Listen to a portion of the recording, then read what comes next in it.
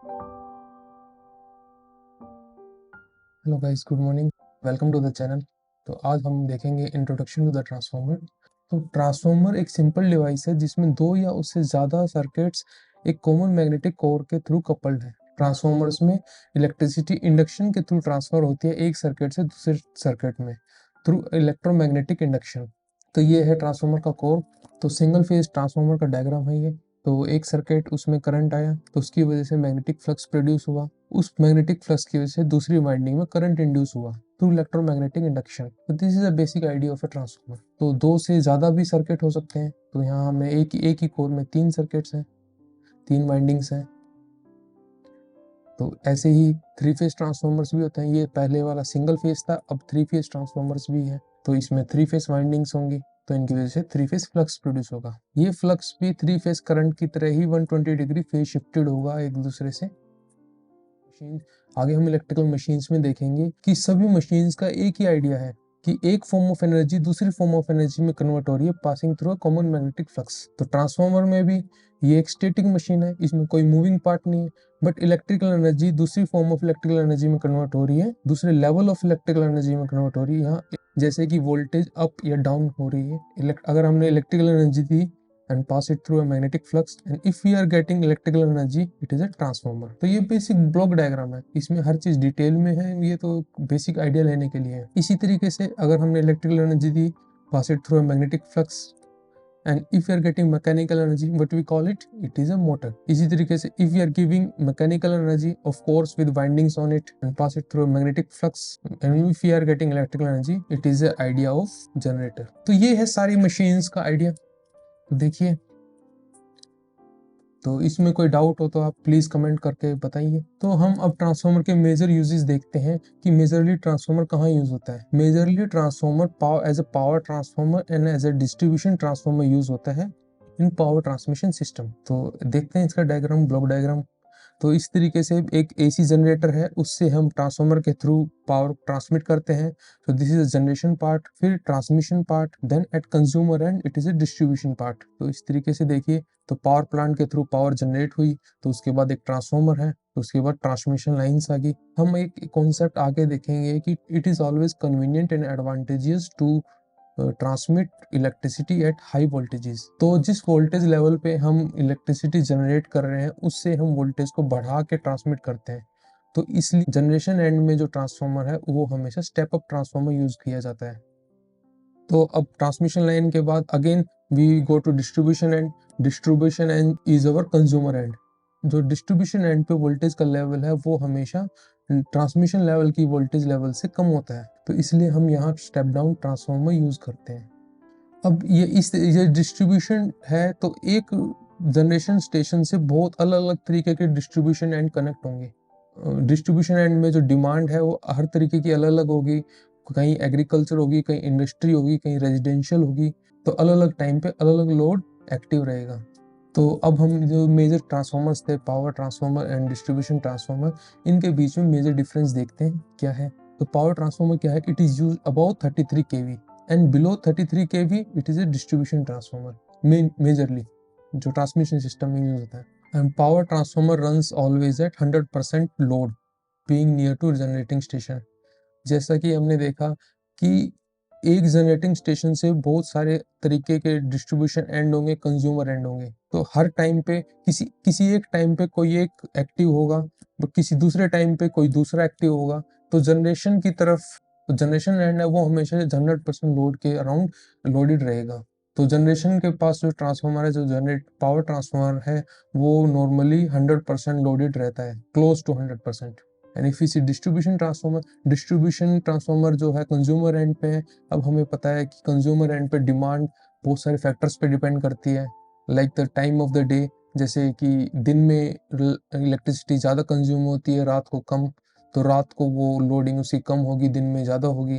कहीं agriculture load है, उनके टाइमिंग्स अलग होते हैं, गवर्नमेंट की तरफ से इंसेंटिव मिलता है रात को यूज़ करने के लिए। तो एग्रीकल्चरल लैंड में इलेक्ट्रिसिटी रात को यूज़ होगी, इंडस्ट्रीज़ का अलग टाइमिंग होता है।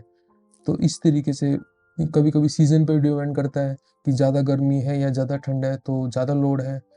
तो डिस्ट्रीब्यूशन ट्रांसफार्मर हमेशा 100% लोड पे ऑपरेट नहीं कर पाता। क्योंकि it depends on our demand. तो उसी तरीके से अब हम एक कॉन्सेप्ट आगे देखेंगे कि जो maximum efficiency of a transformer है that depends on the loading of transformer. तो जिस ट्रांसफार्मर की जो लोडिंग होती है उसके हिसाब से हम मैक्सिमम एफिशिएंसी डिजाइन कर सकते हैं ट्रांसफार्मर की। तो पावर ट्रांसफार्मर हमेशा 100% लोडेड रहता है, तो उसकी मैक्सिमम एफिशिएंसी उसी तरीके से डिजाइन की जा सकती है। उसी तरीके से डिस्ट्रीब्यूशन ट्रांसफार्मर हमेशा 100% लोडेड नहीं रहता, तो वो अराउंड 60 to 70% लोडेड रहता है, तो उसकी मैक्सिमम एफिशिएंसी उसी हिसाब से डिज़ाइन की जाती है।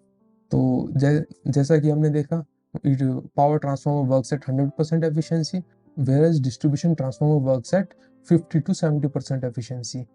तो अब हम देखते हैं कंस्ट्रक्शन ऑफ अ ट्रांसफार्मर। तो ट्रांसफार्मर कैसा दिखता है, तो पहले ये प्रैक्टिकली देखो कैसा है। तो इस तरीके से कुछ दिखते हैं ट्रांसफार्मर्स, बट उनके अंदर क्या है अब इसे समझ में नहीं आ रहा हमें कि अंदर क्या है। तो उसका एक बेसिक ब्लॉक डायग्राम देखते हैं। कुछ अंदर से इस तरीके का होता है।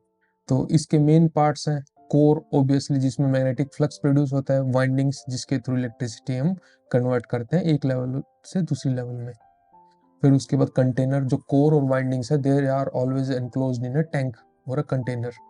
And bushings and conservator, bushings इसलिए यूज होते हैं इंसुलेशन के लिए, insulation between body of the transformer, जो कंटेनर है टैंक है उसमें और जो ट्यूब लाइन्स है उनके बीच में, ताकि करंट बॉडी में पास ना हो। तो रेडिएटर्स किस लिए यूज होते हैं, radiators to dissipate the heat, to radiate out the heat produce by loading of a transformer. तो ऑयल किस लिए यूज होता है, oil is use for cooling, क्योंकि जैसे जैसे लोड बढ़ता है तो ट्रांसफार्मर में हीट प्रोड्यूस होती है।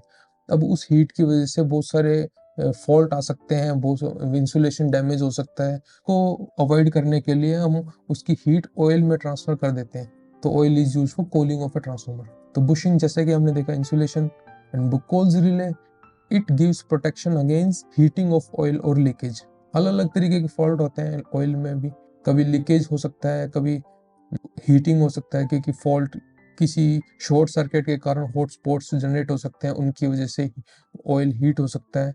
तो उसके अगेंस्ट प्रोटेक्शन के लिए हम बुकोल्स रिले यूज करते हैं। एंड ब्रीदर, अलग अलग फॉल्ट से अलग अलग तरीके की हॉटस्पॉट क्रिएट होते हैं और उनसे अलग अलग तरीके का गैसेस प्रोड्यूस होती है। तो उन गैसेस को एनालाइज करके हम ये पता लगा सकते हैं कि किस तरीके का फॉल्ट है और उसी हिसाब से उस फॉल्ट को करेक्ट करें। तो उस गैस को एनालाइज करने के लिए हम ब्रीदर यूज करते हैं। तो breather is use for analysing the gases to detect the actual fault, it saves a lot of time. तो देखते हैं कूलिंग ऑफ ट्रांसफार्मर। तो इंडोर ट्रांसफार्मर जो 200 केवी से कम होता है, normally natural flow of air से कूल हो जाता है, उसमें ज़्यादा हमें एक्स्ट्रा कूलिंग मेथड्स यूज़ करने की जरूरत नहीं होती, तो उसमें उतनी ज़्यादा हीट प्रोड्यूस नहीं होती। तो नॉर्मल कूलिंग से, normal natural flow of air से कूल डाउन हो जाता है। थोड़ा सा साइज बढ़ेगा ट्रांसफार्मर का, फोर्स सर्कुलेशन ऑफ एयर देनी पड़ेगी ताकि कन्वेक्शन मेथड से हीट निकल जाए। तो distribution transformer normally it is immersed in mineral oil, जैसा कि हमने देखा oil is use for cooling, तो ट्रांसफार्मर की जो हीट है वो ऑयल में ट्रांसफर हो जाती है। तो as power rating increases, external radiators can also be used. तो जैसे जैसे पावर रेटिंग बढ़ेगी तो हम एक्सटर्नल रेडिएटर्स भी यूज कर देते हैं। रेडिएटर्स एक्चुअली सरफेस एरिया को बढ़ा देते हैं, और हमें पता है कि radiation is dependent on surface area. तो ज्यादा सरफेस एरिया होगा तो रेडिएशन ज्यादा होगी, तो जल्दी हीट रेडिएट आउट हो जाएगी। तो अगर पावर रेटिंग थोड़ी और बढ़ेगी तो कूलिंग फैन भी हम यूज कर लेते हैं उसके साथ। अब इन मेगावाट्स रेटिंग, तो थोड़ा जहाँ बहुत ज़्यादा पावर यूज हो रही है तो वहाँ हीटिंग भी ज़्यादा होगी, तो उसमें इन सब के साथ एक ऑयल वाटर हीट एक्सचेंजर भी यूज कर लेते हैं, जिसमें हम ऑयल की हीट जो है वाटर में ट्रांसफर कर देते हैं through oil water heat exchanger. तो ऑयल वाटर हीट एक्सचेंजर का बेसिक आइडिया देखिए। तो कुछ सिंबल्स होते हैं अकॉर्डिंग टू द कूलिंग। तो देखिए, तो डबल ए अगर ट्रांसफार्मर का सिंबल है तो it denotes a cooling type. The cooling type क्या है, dry type self cooled. A F A dry type forced air cooled. O A oil immerse self cooled. O A F A oil immerse self cooled forced air cooled. A O F O A oil immerse self cooled forced air cooled forced air forced oil cooled. तो कुछ other uses देखते हैं कि कहाँ कहाँ use होता है transformer. तो ये as a pole mounted lighting transformers use होता है, एज एन आइसोलेशन ट्रांसफार्मर भी यूज होता है एनालॉग सर्किट्स में। ग्राउंडिंग ट्रांसफॉर्मर्स भी एज ए ग्राउंडिंग ट्रांसफॉर्मर भी यूज होता है। रेगुलेटिंग ट्रांसफॉर्मर भी एज ए वेल्डिंग ट्रांसफॉर्मर भी यूज होता है। Converter transformer, instrument transformer, it is for measuring current and voltages, CTPT भी कहते हैं इनको, current transformer and potential transformer. तो हाई फ्रीक्वेंसी ट्रांसफॉर्मर, ये छोटे साइज हाई फ्रीक्वेंसी ट्रांसफॉर्मर एक छोटे साइज के ट्रांसफॉर्मर्स होते हैं जो कि हमें पावर इलेक्ट्रॉनिक सर्किट्स में मिलते हैं, जैसे कि लैपटॉप के चार्जर्स, फोन के चार्जर्स, SMPS। तो इस तरीके के सर्किट्स में छोटे साइज के ट्रांसफॉर्मर्स होते हैं, that is high frequency transformers.